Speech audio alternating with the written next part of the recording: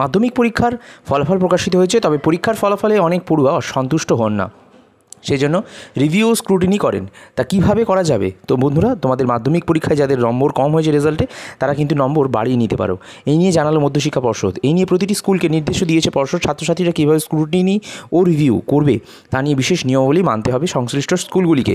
মাধ্যমিক মধ্যশিক্ষা পর্ষদ জানিয়েছে www.wbbsedata.com এই ওয়েবসাইটে। আবার বলে দিই তোমাদের, www.wbbse ছোটো হাতের data.com এই ওয়েবসাইটে স্ক্রুটিনি ও রিভিউ সংক্রান্ত সব তথ্য রয়েছে, যেখানে ইনস্ট্রাকশন ট্যাবও রয়েছে। সেখানে ক্লিক করলেই নিয়ম জানা যাবে। তোমাদের নিয়মগুলো বলে দিই। পর্ষদ আরও জানিয়েছে, যারা পাশ করেছে তারা স্ক্রুটিনি করতে পারবে। একজন ছাত্র বা ছাত্রীকে একটি বিষয়ে, যেমন বাংলা, ইংরেজি, ইতিহাস ইত্যাদি যে সব সাবজেক্ট রয়েছে, স্ক্রুটিনির জন্য দিতে হবে কিন্তু 80 টাকা, অর্থাৎ প্রতি বিষয়ে 80 টাকা স্ক্রুটিনির জন্য। ফেল করা প্রার্থীরা রিভিউ করতে পারবে, বিষয় প্রতি তাদের কিন্তু এক্সট্রা টাকা লাগবে, সেটা হচ্ছে 100 টাকা। তাহলে বন্ধুরা, যারা পাস করেছে তারা যদি নাম্বার বাড়ানোর জন্য রিভিউ করে, তাদের 80 টাকা লাগছে। আর যারা ফেল করেছে তারা যদি নাম্বার বাড়ানোর জন্য রিভিউজ করে বা স্ক্রুটিনি করে, তাহলে কিন্তু 100 টাকা লাগছে।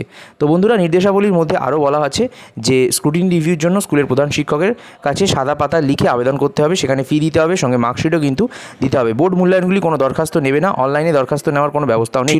তো বন্ধুরা, এই ছিল আজকের আপডেট। তোমাদের যদি ভিডিওটি ভালো লাগে, প্রচুরজন বন্ধুদের মধ্যে শেয়ার করে দাও, হোয়াটসঅ্যাপ, ফেসবুক, ইনস্টাগ্রাম প্রভৃতি গ্রুপের মাধ্যমে।